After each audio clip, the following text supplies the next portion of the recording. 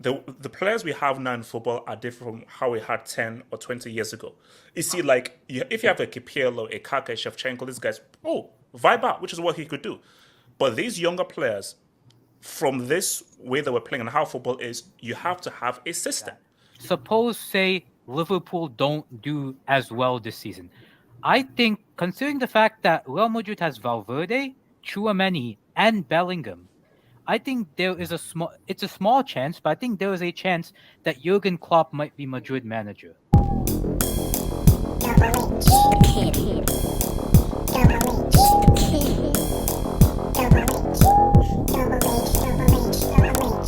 Shut up to Casey, man. I want to ask about Ancelotti because apparently he's gonna leave at the end of the season. Yeah. In my opinion, this guy we can talk about the missed chances today, but it's concerning how every time an opposition goes at Real Madrid's backline, they're so badly organized. Like there's very little structure in Madrid's backline. It feels they're so easy to cut through. Like, am I wrong in thinking that? Yeah, you're kind of right. So, is that an Ancelotti problem or a personnel problem? Yeah. I think it's an Ancelotti problem because you're responsible off the ball to, when you press, for example, you press as a group. Madrid never presses as a group. The forwards press and the midfielders stay back. That's not how you press. You press as a group. You press with one.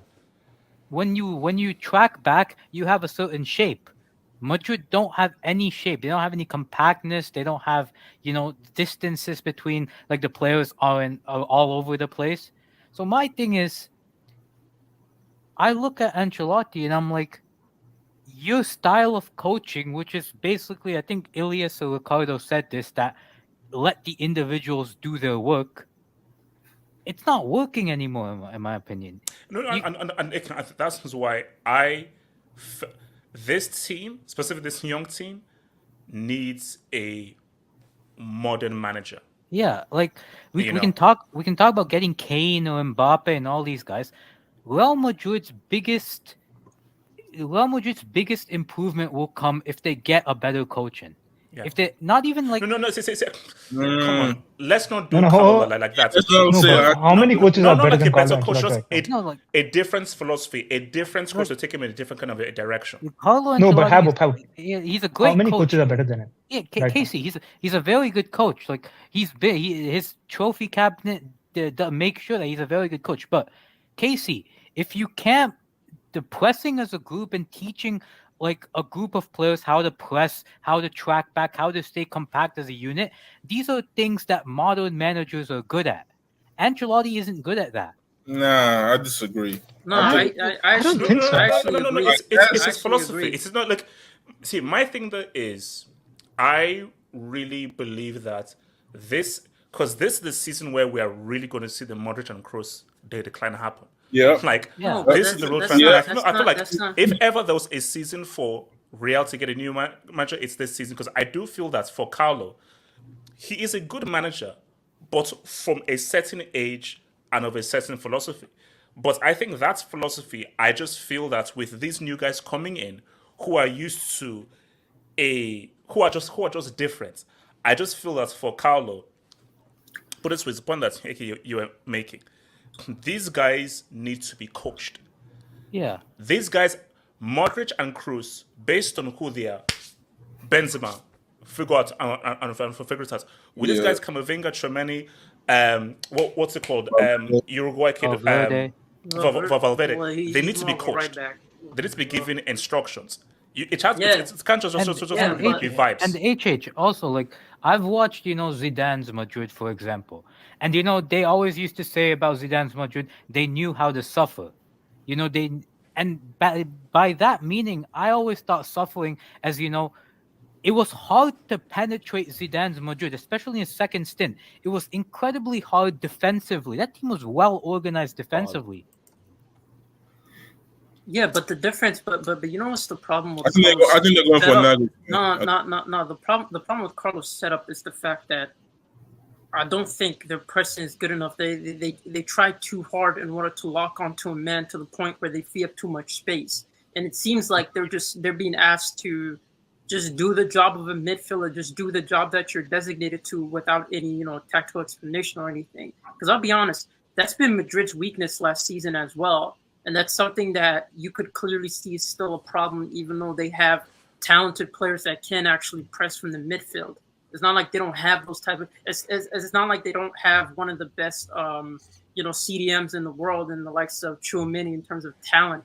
So for me, it's like I think Carlos is partly to blame in his setup, and I look at other players like Carvajal is not good enough anymore at the elite class level, and that whole idea last season, their main problem is, as HH referred to it back, it's the fact that you're playing this Modric and Cruz consistently when you have younger midfielders who can provide you with that. And when push comes to shove, sometimes he doesn't make the right decisions. And I feel like sometimes his team just they don't have a set idea. That's the problem with him. His strength is he lets players, play to the best of their capability, lets them ball out. But the problem is there is no structure to go back to. If that because Carlo is of a particular time when you just entrusted the individuals to vibe out and do their thing, and I feel that in club football now, you see, for me, hence why I think Carlo, this is the perfect time to go into international management and now to be the Brazil coach. Even if I still feel that he shouldn't be the Brazil manager, but that's for a separate discussion. I think that specifically with how players, you have to understand that the players we have now in football are different from how we had 10 or 20 years ago. You see, like, if you have a Kipiello, a Kaka, a Shevchenko, these guys, vibe out, which is what he could do.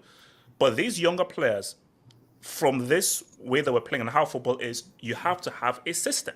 Because you don't have the individuals who are able to be given a blueprint to be like, okay, boom. Because the individuals now are different from individuals from before. So Jude Bellingham, these are young guys, and them being these young guys, you can't just say vibes. You can do vibes for elder guys like a Benzema who are veterans. You see, vibes work for veterans. It doesn't work for young players. No. I have like wait, hold on. Okay. Yeah, I have another thing that I have. Like, we know Carlo is leaving, and we know like the targets are like Nagelsmann, Xabi Alonso, and these guys, right? Those are like the set targets.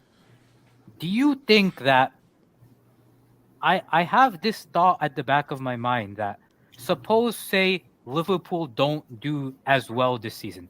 I think, considering the fact that Real Madrid has Valverde, Tchouaméni, and Bellingham, I think there is it's a small chance, but I think there is a chance that Jurgen Klopp might be Madrid manager. I don't know, but I think there might be a bit of a chance there. I think it's going to be Nagelsmann. Nagelsmann. Yeah, but can I just defend Carlo a bit on this stuff? Because yeah, you can go. Wait. Make it better. I need to take some debates. Well, my point was that I think Real Madrid, you just need a striker. That's it. They need a They need a target man. That's simply what they need, and I think they'll be fine. Because you look at like every elite clubs in Europe right now, what the striker they're going for is like they're actually looking for like a target man or someone with physique.